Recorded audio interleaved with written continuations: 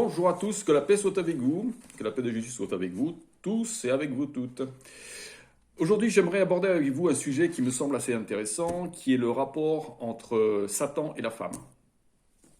Alors, je ne suis pas en train de dire que la femme est satanique, au contraire, personnellement, je suis marié, donc je n'ai pas de grief à ce niveau-là, c'est pas du tout ça. Mais nous allons voir le côté spirituel de la chose, la problématique spirituelle qui se pose, et la mise en garde qui doit être claire dans notre esprit en ce qui concerne la stratégie de Satan pour corrompre l'homme et perdre l'humanité entière. Alors, nous allons faire une vidéo la plus concise possible, donc ceux qui sont impatients, je vais essayer de contenter tout le monde. Alors, comment tout ceci a démarré? Alors, tout ceci a démarré, donc Dieu a créé l'homme à son image, comme nous dit la Bible. Donc, si l'homme a créé l'homme à son image, donc ça veut dire que l'homme est la créature maîtresse de Dieu. Donc, le Seigneur se dit que l'homme ne pouvait pas rester seul, donc il s'est dit, je vais lui créer une aide qui lui convienne parfaitement. Donc le Seigneur se dit, pour l'homme, ce n'est pas bon d'être seul, je vais lui faire une aide qui lui convienne parfaitement. Donc voilà, en Genèse 2, 18. Qu'est-ce qui s'est passé ensuite? Bon, vous savez bien que l'homme, il est plus stratégique, plus logique, plus méthodique, plus froid dans sa tête que la femme. La femme est plus émotionnelle. La femme a besoin de sécurité. La femme a besoin d'être protégée. Donc la femme est plus, émotionnellement parlant, c'est quelqu'un de plus vulnérable. D'accord? Donc que s'est dit Satan? Il s'est dit, vu que Adam est la créature maîtresse de Dieu, donc ça sera plus difficile de m'en prendre à lui et plus facile de m'en prendre à sa femme. Donc qu'est-ce qu'il s'est dit? Il s'est dit, donc voilà, en Genèse chapitre 3, verset 3, mais quant au fruit de l'arbre, ça c'est ce que Dieu avait dit, mais quant au fruit de l'arbre qui est au milieu du jardin, Dieu a dit, vous n'en mangerez point et vous n'y toucherez point, de peur que vous ne mouriez. Alors, oui, donc l'humanité était potentiellement en danger de mort. Alors le serpent dit à la femme, c'est alors que le serpent tout de suite après arrive et s'adresse à la femme. Vous ne mourrez point, mais Dieu sait que le jour où vous en mangerez, vos yeux s'ouvriront et vous serez comme des dieux connaissant le bien et le mal. Donc, je ne sais pas comment fonctionnait Adam par rapport à Ève à cette époque-là. Toujours est-il qu'à notre époque, l'homme, ce qu'il recherche, c'est complaire sa femme. L'homme, nous les hommes, malheureusement, on peut avoir beaucoup de qualités. Enfin, certains ont beaucoup de qualités. Et puis, mais on a toujours cette faiblesse charnelle vis-à-vis de la femme. C'est-à-dire que, comme dit le dicton ultra populaire, ce que la femme, Dieu le veut. C'est-à-dire que nous avons tendance à tout faire pour complaire notre femme et pour lui faire plaisir. Donc, de là, Ève, sur cette base-là, Ève n'a pas eu de mal, si je puis dire, à faire tomber Adam, puisqu'Adam essayait de complaire à sa femme, essayait de... Vous voyez ce que je veux dire? Ce qu'il faut bien voir là, c'est que lorsque Adam a failli, et que Ève a préféré écouter Satan qu'écouter son mari, ou d'obéir à son mari finalement, elle a donné le crédit à Satan. Elle a accordé sa confiance à Satan, donc implicitement,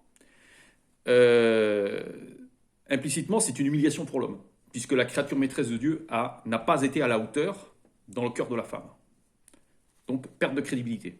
Donc, Satan, qu'est-ce qu'il cherche à faire? Il cherche à corrompre la femme.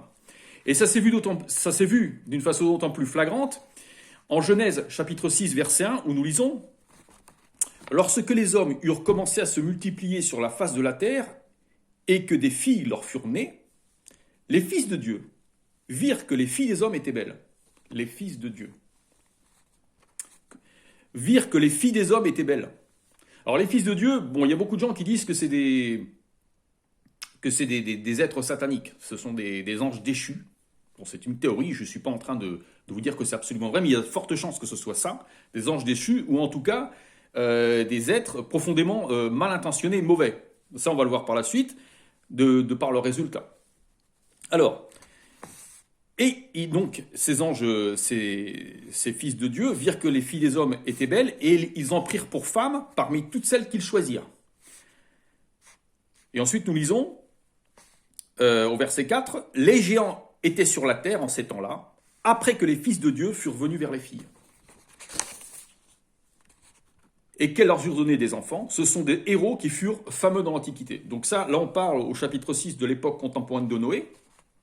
Donc du temps de Noé, il y avait beaucoup de violence sur la terre à cause de ces êtres, ces géants, donc, qui étaient les fils, entre guillemets, les fils des fils de Dieu. Donc c'était des gens qui... le résultat de cet accouplement, je dirais hybride, a produit des êtres profondément méchants du temps de Noé, ce qui a justifié de la part de Dieu ensuite le déluge pour éliminer toute cette méchanceté, tous ces êtres mauvais.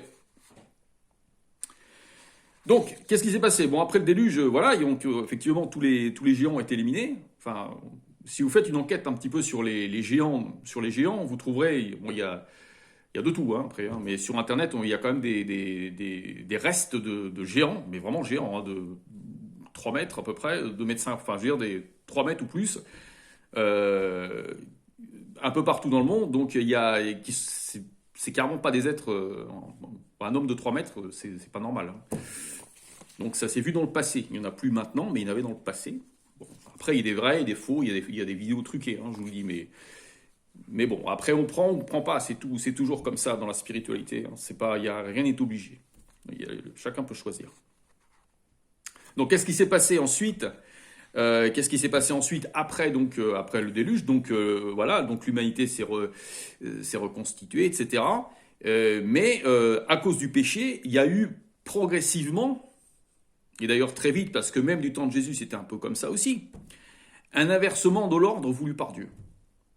C'est-à-dire à tel point qu'on a reçu pas mal, il y a beaucoup de mises en garde qui ont été dites dans la Bible, que l'homme devait prendre garde à la prostituée, il devait prendre garde aux attraits de la femme, de ne pas tomber dans la tentation excessive de la chair. Enfin, c'est bien de désirer sa femme, hein. Je ne dis pas que c'est une mauvaise chose, c'est bien de désirer, d'être normalement constitué et d'apprécier le corps de la femme.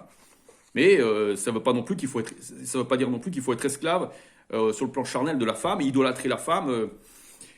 Enfin, je veux dire, à l'heure actuelle, quand vous regardez un petit peu comment fonctionne ce monde, c'est une espèce d'idolâtrie par rapport à la femme, hein. Les publicités, tout ça, la commercialisation passe toujours par une belle femme, bien maquillée, etc. Et ce qui est très particulier d'ailleurs, c'est que quand vous enlevez tout le maquillage, vous apercevez que la personne n'est pas forcément aussi belle qu'elle paraissait. Donc c'est une espèce de tromperie, une espèce de ruse un petit peu. Un petit peu de ruse qui fait qu'on tombe, qui fait qu'on cède un petit peu voilà, on cède. Donc, résultat, inversement total de l'ordre voulu par Dieu, idolâtrie de l'homme par rapport à la femme, et l'homme n'est plus capable d'assurer la sécurité spirituelle de sa femme, ainsi que son équilibre émotionnel. C'est-à-dire qu'à l'heure actuelle, à part certains, je ne dis pas que c'est systématique, mais dans la majorité des cas, l'homme n'est plus capable, l'homme n'a plus de leadership par rapport à sa femme. Les femmes à l'heure actuelle recherchent, quand vous regardez ce que recherchent les femmes recherchent des hommes qui savent ce qu'ils veulent.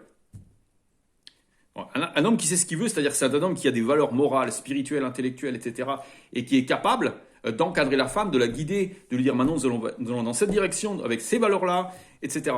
Mais l'homme maintenant c'est complètement différent, parce qu'on a abouti à une société où l'homme est devenu à un côté féminin très prononcé, très émotionnel, donc l'homme a besoin, recherche chez la femme, surtout un appui émotionnel, c'est-à-dire l'amour, c'est-à-dire, voilà, c'est... Avant de se dire, je vais partager avec une femme mes idéaux, mes valeurs, et construire quelque chose. L'homme il est à un état d'enfant. Il est dans un état d'enfant, dans un état avec une essence qui se féminise de plus en plus.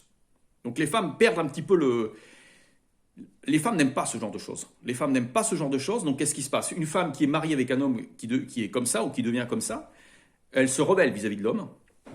Et au final, dans de nombreux foyers, ce qui se fait de plus en plus, c'est que la femme, finalement, c'est elle qui dirige, c'est elle qui détermine les décisions à prendre, ce qui va être acheté, ce qui va être construit, ce qui va être, etc. Et finalement, il y a énormément de foyers où c'est la femme qui commande, hein. Plus ou moins directement, mais c'est comme ça. Et qu'est-ce qui se passe? Comme vous avez un inversement des valeurs, donc il est très souvent la femme remet en cause l'autorité de l'homme. Les enfants assistent à ça. Donc les enfants, après, ils ne respectent plus leur papa non plus, puis ils finissent par même plus respecter leur mère. Donc, et finalement, les enfants, qu'est-ce qui se passe?